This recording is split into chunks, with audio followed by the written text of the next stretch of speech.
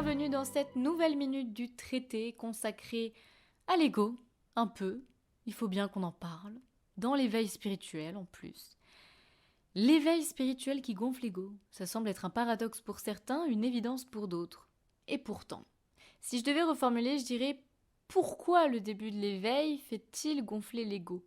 Car entrer sur un chemin d'éveil ne veut pas dire atteindre l'éveil.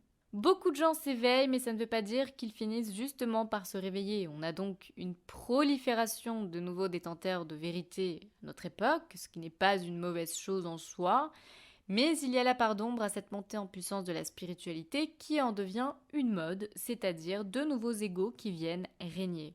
Alors quand je parle de l'ego, je généralise, je grossis, car l'ego c'est soi d'abord, mais là je parle d'un ego égotique. Alors déjà, pour s'entendre sur l'éveil spirituel, je vous donne ma définition, donc c'est mon point de vue. Le véritable éveil, c'est le mariage de l'âme à l'esprit avec un grand E, c'est le fait d'atteindre l'unité.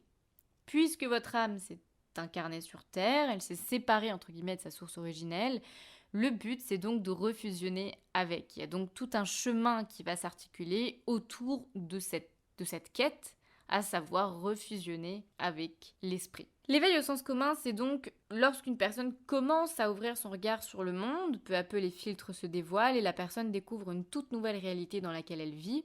Il y a donc une ouverture de conscience au départ, on élargit sa vision du monde et sa conscience, c'est donc un chemin vers la vérité. On avance pour trouver cette vérité dans cette quête et atteindre la vérité. Après, il y a deux options.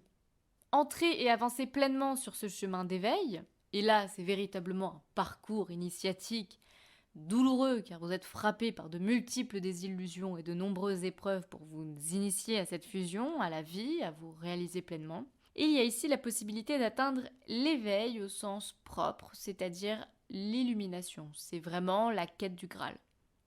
Deuxième option, c'est de rester au début de ce chemin, au seuil, devant la porte, dans les prémices. Et là, c'est beaucoup plus confortable. On s'éveille, mais pas trop quand même, car c'est pas très agréable.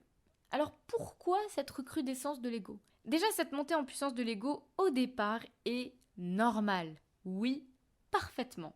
L'éveil spirituel, outre ses nombreuses étapes de conscience à franchir, s'articule en deux très très grandes étapes. La montée en puissance de l'ego jusqu'à son zénith, jusqu'à son point culminant, et la deuxième phase, le déclin, la mise en pratique de la première phase. De nombreux facteurs expliquent donc cette démesure égotique.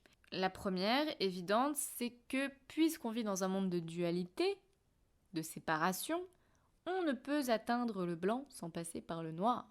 On n'atteint pas la lumière sans passer par l'ombre. On n'atteint pas le paradis sans passer par l'enfer. Autrement dit, on n'atteint pas la sagesse sans avoir expérimenté l'ego. Donc on s'éveille, peu à peu, à tout. Et du coup, tout s'éveille. L'ego aussi s'éveille. Toutes les zones d'ombre se réveillent, et les zones d'ombre, souvent, c'est un ego blessé, mal aimé, froissé. Donc c'est un passage obligé. Il est difficilement possible de s'éveiller sans voir son ego s'affoler d'abord. Ça fait partie du jeu. Plus le soleil brille, plus l'ombre est noire. C'est logique et naturel.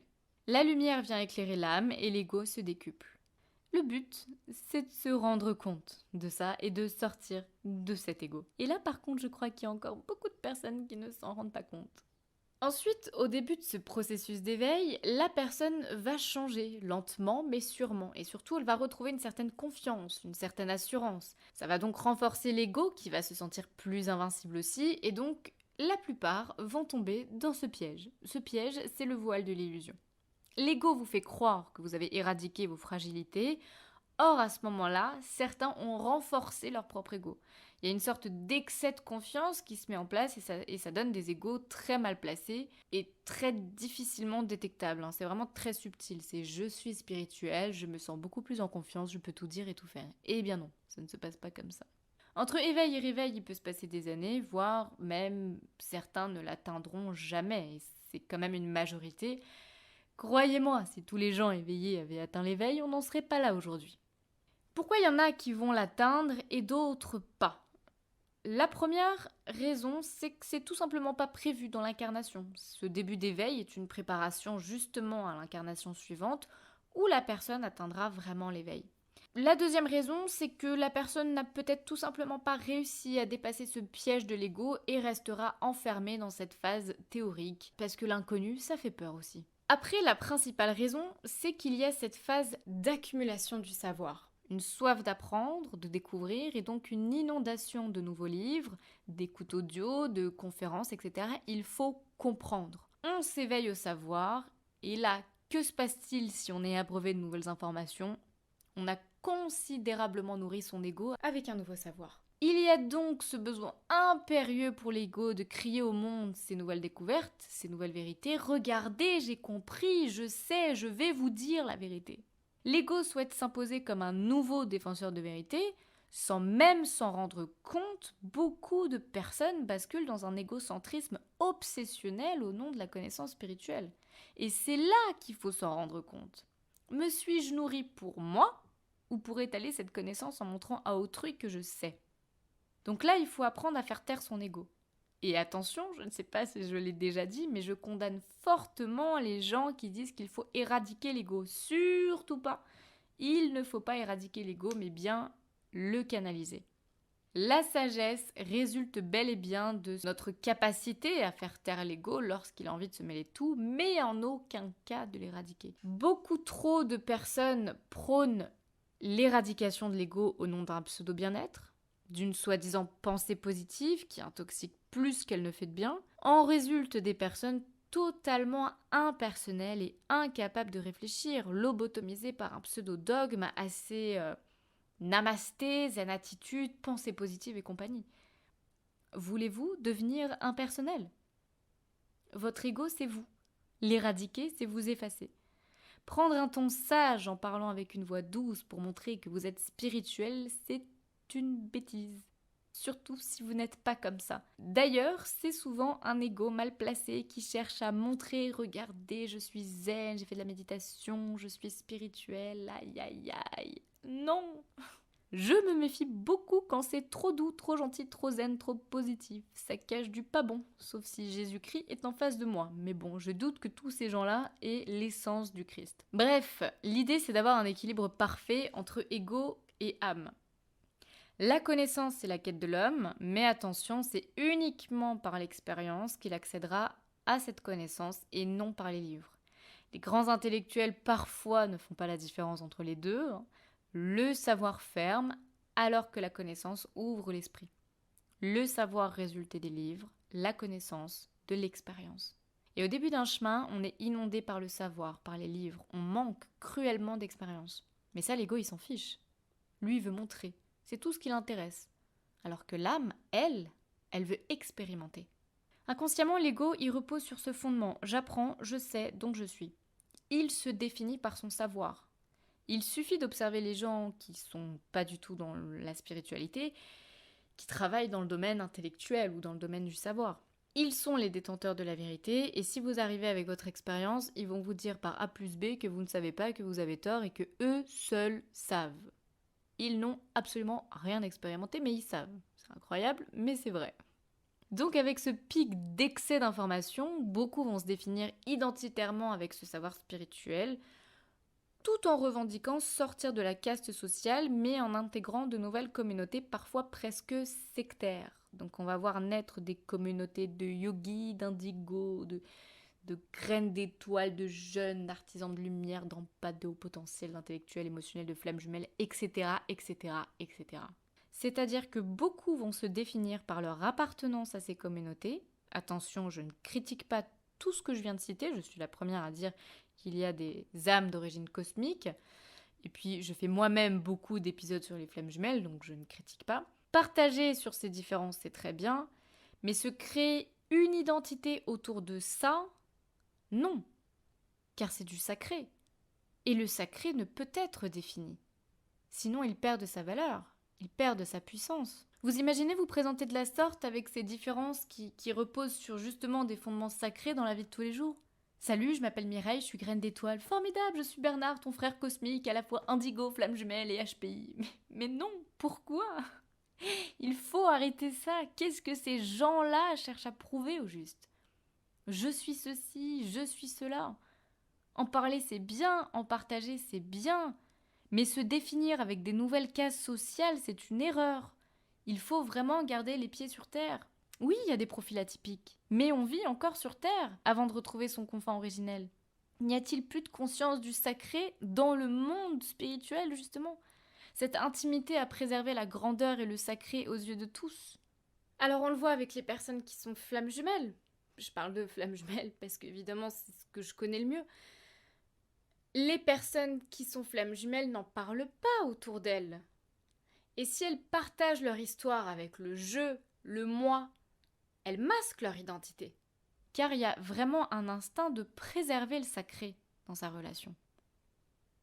Ce qui relève du divin en soi ne devrait être étalé à outrance avec l'utilisation du je et de l'ego. Ce n'est que mon humble avis. Toutes les personnes sont uniques et ce n'est pas parce que celles-là vont déployer tout leur panache pour montrer qu'elles sont uniques et divines qu'elles seront mieux que les autres. Il faut démocratiser la spiritualité, oui, pour la rendre plus accessible à tous, mais il ne faut pas banaliser le sacré. Donc au début du chemin, l'ego gonfle. On s'exalte dans l'information et dans l'identité. J'ai appris, je sais, je suis mieux que les autres. Non, vous êtes juste différents. Ceci est bel et bien un indice qui renseigne sur le fait que l'éveil est en cours. Un éveil ne se fait pas en 2 jours. Vous êtes différents et vous allez cheminer en ce sens.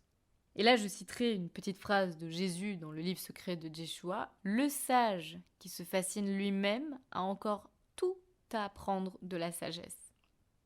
Lorsque l'ego atteint son point culminant, ce qui est donc absolument normal, certains vont se rendre compte de cette déviation et va se produire un déclic.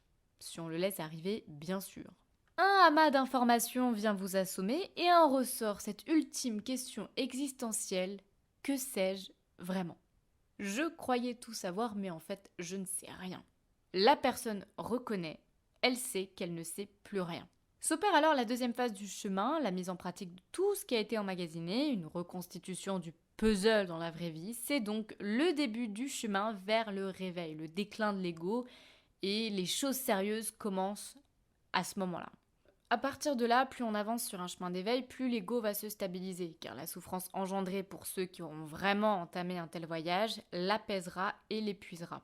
Durant cette phase, la personne va continuer à s'inonder d'informations, mais plus du tout pour les mêmes raisons. Elle voudra comprendre ce qu'elle cherche vraiment, ce qu'elle sait et ce qu'elle ne sait pas. L'ego va se dissiper progressivement, car il n'aura plus du tout de place pour exister. Dans ce type de phase, la personne entre dans un état d'éveil, justement dans une solitude accrue, une expérience du rien, du vide, du néant, et c'est dans ce vide, doublé de l'expérience de la souffrance, que surviendra le tout. Et dans ce vide, l'ego, il peut pas s'exprimer. Donc il va automatiquement se calmer et se canaliser. Le réveil peut alors se produire.